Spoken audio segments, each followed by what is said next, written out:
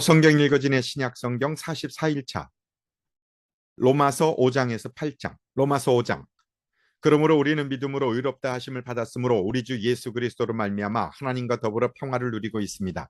우리는 또한 그리스도로 말미암아 지금 서 있는 이 은혜의 자리에 믿음으로 나아오게 되었으며 하나님의 영광에 이르게 될 소망을 품고 자랑을 합니다. 그뿐만 아니라 우리는 환난을 자랑합니다. 우리가 알기로 환난은 인내력을 낳고 인내력은 단련된 인격을 낳고 단련된 인격은 희망을 낳는 줄을 알고 있기 때문입니다. 이 희망은 우리를 실망시키지 않습니다. 하나님께서 우리에게 주신 성령을 통하여 그의 사랑을 우리 마음속에 부어주셨기 때문입니다. 우리가 아직 약할 때에 그리스도께서는 제때에 경건하지 않은 사람을 위하여 죽으셨습니다. 의인을 위해서라도 죽을 사람은 거의 없습니다. 더욱이 선한 사람을 위해서라도 감히 죽을 사람은 드뭅니다. 그러나 우리가 아직 죄인이었을 때에 그리스도께서 우리를 위하여 죽으셨습니다. 이리하여 하나님께서는 우리들에 대한 자기의 사랑을 실증하셨습니다. 그러므로 지금 우리가 그리스도의 피로 의롭게 되었으니 그리스도로 말미암아 하나님의 진노에서 구원을 얻으리라는 것은 더욱 확실합니다. 우리가 하나님의 원수일 때에도 하나님의 아들의 죽으심으로 말미암아 하나님과 화해하게 되었다면 화해한 우리가 하나님의 생명으로 구원을 얻으리라는 것은 더욱더 확실한 일입니다. 그뿐만 아니라 우리는 또한 우리 주 예수 그리스도로 말미암아 하나님을 자랑합니다. 우리는 지금 그로 말미암아 하나님과 화해를 하게 된 것입니다. 그러므로 한 사람으로 말미암아 죄가 세상에 들어왔고 또 그 죄로 말미암아 죽음이 들어온 것과 같이 모든 사람이 죄를 지었기 때문에 죽음이 모든 사람에게 이르게 되었습니다. 율법이 있기 전에도 죄가 세상에 있었으나 율법이 없을 때에는 죄가 죄로 여겨지지 않았습니다. 그러나 아담 시대로부터 모세 시대에 이르기까지는 아담의 범죄와 같은 죄를 짓지 않은 사람들까지도 죽음의 지배를 받았습니다. 아담은 장차 오실 분의 모형이었습니다. 그러나 하나님께서 은혜를 베푸실 때 생긴 일은 아담 한 사람이 범죄했을 때에 생긴 일과 같지 않습니다. 한 사람의 범죄로 많은 사람이 죽었으나 하나님의 은혜와 예수 그리스도 한 사람의 은혜로 말미암은 선물은 많은 사람에게 더욱더 넘쳐나게 되었습니다. 또한 하나님께서 주시는 선물은 한 사람의 범죄의 결과와 같지 않습니다. 한 범죄에서는 심판이 뒤따라와서 유죄 판결이 내려졌습니다마는 많은 범죄에서는 은혜가 뒤따라와서 무죄 선언이 내려졌습니다. 아담 한 사람의 범죄 때문에 그 한 사람으로 말미암아 죽음이 왕노릇하게 되었다면 넘치는 은혜와 의의 선물을 받는 사람들은 예수 그리스도 한 분으로 말미암아 생명 안에서 왕노릇하게 되리라는 것은 더욱더 확실합니다. 그러니 한 사람의 범죄 행위 때문에 모든 사람이 유죄 판결을 받았는데 이제는 한 사람의 의로운 행위 때문에 모든 사람이 의롭다는 인정을 받아서 생명을 얻게 되었습니다. 한 사람이 순종하지 않음으로 말미암아 많은 사람이 죄인으로 판정을 받았는데 이제는 한 사람이 순종함으로 말미암아 많은 사람이 의인으로 판정을 받을 것입니다. 율법은 범죄를 증가시키려고 끼어들어온 것입니다. 그러나 죄가 많은 곳에 은혜가 더욱 넘치게 되었습니다. 그것은 죄가 죽음으로 사람을 지배한 것과 같이 은혜가 의를 통하여 사람을 지배하여 우리 주 예수 그리스도로 말미암아 얻는 영원한 생명에 이르게 하려는 것입니다. 로마서 6장. 그러면 우리가 무엇이라고 말을 해야 하겠습니까? 은혜를 더하게 하려고 여전히 죄 가운데 머물러 있어야 하겠습니까? 그럴 수 없습니다. 우리는 죄에는 죽은 사람인데 어떻게 죄 가운데서 그대로 살 수 있겠습니까? 세례를 받아 그리스도 예수와 하나가 된 우리는 모두 세례를 받을 때에 그와 함께 죽었다는 것을 여러분은 알지 못합니까? 그러므로 우리는 세례를 통하여 그의 죽으심과 연합함으로써 그와 함께 묻혔던 것입니다. 그것은 그리스도께서 아버지의 영광으로 말미암아 죽은 사람들 가운데서 살아나신 것과 같이 우리도 또한 새 생명 안에서 살아가기 위함입니다. 우리가 그의 죽으심과 같은 죽음을 죽어서 그와 연합하는 사람이 되었으면 우리는 부활에 있어서도 또한 그와 연합하는 사람이 될 것입니다. 우리의 옛사람이 그리스도와 함께 십자가에 달려 죽은 것은 죄의 몸을 멸하여서 우리가 다시는 죄의 노예가 되지 않게 하려는 것임을 우리는 압니다. 죽은 사람은 이미 죄의 세력에서 해방되었습니다. 우리가 그리스도와 함께 죽었으면 그와 함께 우리도 또한 살아날 것임을 믿습니다. 우리가 알기로 그리스도께서는 죽은 사람들 가운데서 살아나셔서 다시는 죽지 않으시며 다시는 죽음이 그를 지배하지 못합니다. 그리스도께서 죽으신 죽음은 죄에 대해서 단번에 죽으신 것이요 그분이 사시는 삶은 하나님을 위하여 사시는 것입니다. 이와 같이 여러분도 죄에 대해서는 죽은 사람이요 하나님을 위해서는 그리스도 예수 안에서 살고 있는 사람이라는 것을 알아야 합니다. 그러므로 여러분은 죄가 여러분의 죽을 몸을 지배하지 못하게 해서 여러분이 몸의 정욕에 굴복하는 일이 없도록 하십시오. 그러므로 여러분은 여러분의 지체를 죄에 내맡겨서 불의의 연장이 되게 하지 마십시오. 오히려 여러분은 죽은 사람들 가운데서 살아난 사람답게 여러분을 하나님께 바치고 여러분의 지체를 의의 연장으로 하나님께 바치십시오.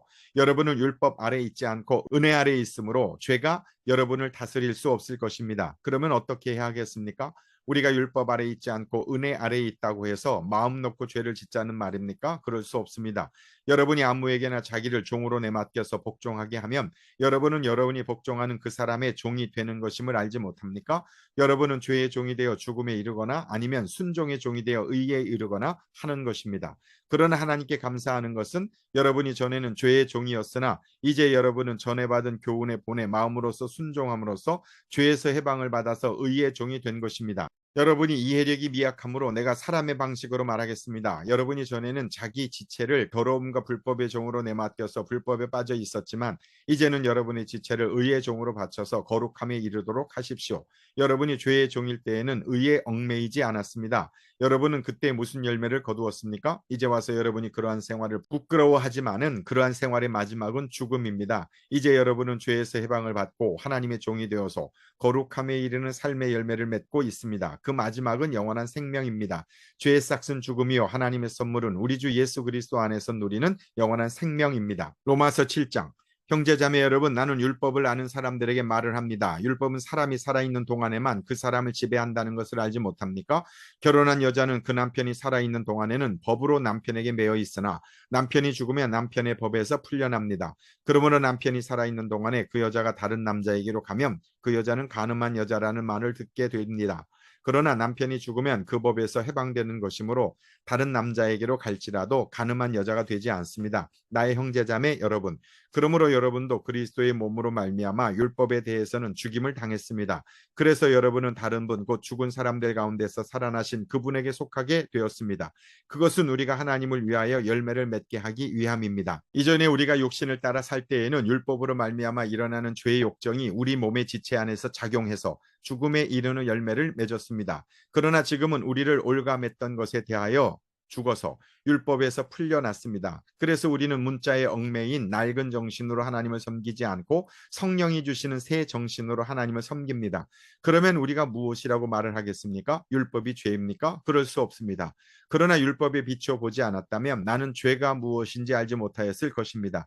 율법에 탐내지 말아라 하지 않았다면 나는 탐심이 무엇인지를 알지 못하였을 것입니다. 그러나 죄는 이 계명을 통하여 틈을 타서 내 속에서 온갖 탐욕을 일으켰습니다. 율법이 없으면 죄는 죽은 것입니다. 전에는 율법이 없어서 내가 살아 있었는데 계명이 들어오니까 죄는 살아나고 나는 죽었습니다. 그래서 나를 생명으로 인도해야 할 그 계명이 도리어 나를 죽음으로 인도한다는 것이 드러났습니다. 죄가 그 계명을 통하여 틈을 타서 나를 속이고 또 그 계명으로 나를 죽였습니다. 그러므로 율법은 거룩하며 계명도 거룩하고 의롭고 선한 것입니다. 그러니 그 선한 것이 나에게 죽음을 안겨주었다는 말입니까? 그럴 수 없습니다. 그러나 죄를 죄로 드러나게 하려고 죄가 그 선한 것을 방편으로 하여 나에게 죽음을 일으켰습니다. 그것은 계명을 방편으로 하여 죄를 극도로 죄답게 되게 하려는 것이었습니다. 우리는 율법이 신령한 것인 줄 압니다. 그러나 나는 육정의 메인 존재로서 죄 아래에 팔린 몸입니다. 나는 내가 하는 일을 도무지 알 수가 없습니다. 내가 해야겠다고 생각하는 일은 하지 않고 도리어 해서는 안 되겠다고 생각하는 일을 하고 있으니 말입니다. 내가 그런 일을 하면서도 그것을 해서는 안 되겠다고 생각하는 것은 곧 율법이 선하다는 사실에 동의하는 것입니다. 그렇다면 그와 같은 일을 하는 것은 내가 아니라 내 속에 자리를 잡고 있는 죄입니다. 나는 내 속에 곧 내 육신 속에 선한 것이 깃들여 있지 않다는 것을 압니다. 나는 선을 행하려는 의지는 있으나 그것을 실행하지는 않으니 말입니다. 나는 내가 원하는 선한 일은 하지 않고 도리어 원하지 않는 악한 일을 합니다. 내가 해서는 안 되는 것을 하면 그것을 하는 것은 내가 아니라 내 속에 자리를 잡고 있는 죄입니다. 여기에서 나는 법칙 하나를 발견하였습니다. 곧 나는 선을 행하려고 하는데 그러한 나에게 악이 붙어 있다는 것입니다. 나는 속사람으로는 하나님의 법을 즐거워하나 내 지체에는 다른 법이 있어서 내 마음의 법과 맞서서 싸우며 내 지체에 있는 죄의 법에 나를 포로로 만드는 것을 봅니다. 아, 나는 비참한 사람입니다. 누가 이 죽음의 몸에서 나를 건져주겠습니까? 우리 주 예수 그리스도를 통하여 나를 건져주신 하나님께 감사를 드립니다. 그러니 나 자신은 마음으로는 하나님의 법을 섬기고 육신으로는 죄의 법을 섬기고 있습니다. 로마서 8장. 그러므로 그리스도 예수 안에 있는 사람들은 정죄를 받지 않습니다. 그것은 그리스도 예수 안에서 생명을 누리게 하는 성령의 법이 당신을 죄와 죽음의 법에서 해방하여 주었기 때문입니다. 육신으로 말미암아 율법이 미약해져서 해낼 수 없었던 그 일을 하나님께서 해결하셨습니다. 곧 하나님께서는 자기의 아들을 죄된 육신을 지닌 모습으로 보내셔서 죄를 없애시려고 그 육신에다 죄의 선고를 내리셨습니다. 그것은 육신을 따라 살지 않고 성령을 따라 사는 우리가 율법이 요구하는 바를 이루게 하시려는 것입니다. 육신을 따라 사는 사람은 육신에 속한 것을 생각하나 성령을 따라 사는 사람은 성령에 속한 것을 생각합니다. 육신에 속한 생각은 죽음입니다. 그러나 성령에 속한 생각은 생명과 평화입니다. 육신에 속한 생각은 하나님께 품는 적대감입니다. 그것은 하나님의 법을 따르지 않으며 또 복종할 수도 없습니다. 육신에 매인 사람은 하나님을 기쁘게 해드릴 수 없습니다. 그러나 하나님의 영이 여러분 안에 살아계시면 여러분은 육신 안에 있지 않고 성령 안에 있습니다. 누구든지 그리스도의 영이 없으면 그리스도의 사람이 아닙니다. 또한 그리스도께서 여러분 안에 살아계시면 여러분의 몸은 죄 때문에 죽은 것이지만 영은 의 때문에 생명을 얻습니다. 예수를 죽은 사람들 가운데서 살리신 분의 영이 여러분 안에 살아계시면 그리스도를 죽은 사람들 가운데서 살리신 분께서 여러분 안에 계신 자기의 영으로 여러분의 죽을 몸도 살리실 것입니다. 그러므로 형제자매 여러분, 우리는 빚을 지고 사는 사람들이지만 육신의 빚을 진 것이 아닙니다. 우리는 육신을 따라 살아야 할 존재가 아닙니다. 여러분이 육신을 따라 살면 죽을 것입니다. 그러나 여러분이 성령으로 몸의 행실을 죽이면 살 것입니다. 하나님의 영으로 인도함을 받는 사람은 누구나 다 하나님의 자녀입니다. 여러분은 또다시 두려움에 빠뜨리는 종살이의 영을 받은 것이 아니라 자녀로 삼으시는 영을 받았습니다. 그래서 우리는 그 영으로 하나님을 아빠, 아버지라고 부릅니다. 바로 그때 그 성령이 우리의 영과 함께 우리가 하나님의 자녀임을 증언하십니다. 자녀이면 상속자이기도 합니다. 우리가 그리스도와 함께 영광을 받으려고 그와 함께 고난을 받으면 우리는 하나님이 정하신 상속자요 그리스도와 더불어 공동 상속자입니다. 현재 우리가 겪는 고난은 장차 우리에게 나타날 영광이 견주면 아무것도 아니라고 나는 생각합니다. 피조물은 하나님의 자녀들이 나타나기를 간절히 기다리고 있습니다. 피조물이 허무에 굴복했지만 그것은 자의로 그렇게 한 것이 아니라 굴복하게 하신 그분이 그렇게 하신 것입니다. 그러나 소망은 남아 있습니다. 그것은 곧 피조물도 썩어짐의 종살이에서 해방되어서 하나님의 자녀가 누릴 영광된 자유를 얻으리라는 것입니다. 모든 피조물이 이제까지 함께 신음하며 함께 해산의 고통을 겪고 있다는 것을 우리는 압니다. 그뿐만 아니라 첫 열매로서 성령을 받은 우리도 자녀로 삼아 주실 것을, 곧 우리 몸을 속량하여 주실 것을 고대하면서 속으로 신음하고 있습니다. 우리는 이 소망으로 구원을 얻었습니다. 눈에 보이는 소망은 소망이 아닙니다. 보이는 것을 누가 바라겠습니까? 그러나 우리가 보이지 않는 것을 바라면 참으면서 기다려야 합니다. 이와 같이 성령께서도 우리의 약함을 도와주십니다. 우리는 어떻게 기도해야 할지를 알지 못하지만 성령께서 친히 이루다 말할 수 없는 탄식으로 우리를 대신하여 간구하여 주십니다. 사람의 마음을 꿰뚫어 보시는 하나님께서는 성령의 생각이 어떠한지를 아십니다. 성령께서 하나님의 뜻을 따라 성도를 대신하여 간구하시기 때문입니다. 하나님을 사랑하는 사람들, 곧 하나님의 뜻대로 부르심을 받은 사람들에게는 모든 일이 서로 협력해서 선을 이룬다는 것을 우리는 압니다. 하나님께서는 미리 아신 사람들을 택하셔서 자기 아들의 형상과 같은 모습이 되도록 미리 정하셨으니 이것은 그 아들이 많은 형제 가운데서 맏아들이 되게 하시려는 것입니다. 그리하여 하나님께서는 이미 정하신 사람들을 부르시고 또한 부르신 사람들을 의롭게 하시고 의롭게 하신 사람들을 또한 영화롭게 하셨습니다. 그렇다면 이런 일을 두고 우리가 무엇이라고 말할 수 있겠습니까? 하나님이 우리 편이시면 누가 우리를 대적하겠습니까? 자기 아들을 아끼지 않으시고 우리 모두를 위하여 내주신 분이 어찌 그 아들과 함께 모든 것을 우리에게 선물로 거저주지 않으시겠습니까? 하나님께서 택하신 사람들을 누가 감히 고발하겠습니까? 의롭다 하시는 분이 하나님이신데 누가 감히 그들을 정죄하겠습니까? 그리스도 예수는 죽으셨지만 오히려 살아나셔서 하나님의 오른쪽에 계시며 우리를 위하여 대신 간구하여 주십니다. 누가 우리를 그리스도의 사랑에서 끊을 수 있겠습니까? 환난입니까? 본고입니까? 박해입니까? 굶주림입니까? 헐벗음입니까? 위협입니까? 또는 칼입니까? 성경에 기록한 바 우리는 종일 주님을 위하여 죽임을 당합니다. 우리는 도살당할 양과 같이 여김을 받았습니다 한 것과 같습니다. 그러나 우리는 이 모든 일에서 우리를 사랑하여 주신 그분을 힘입어서 이기고도 남습니다. 나는 확신합니다. 죽음도 삶도 천사들도 권세자들도 현재일도 장래일도 능력도 높음도 깊음도 그 밖에 어떤 피조물도 우리를 우리 주 예수 그리스도 안에 있는 하나님의 사랑에서 끊을 수 없습니다. 아멘.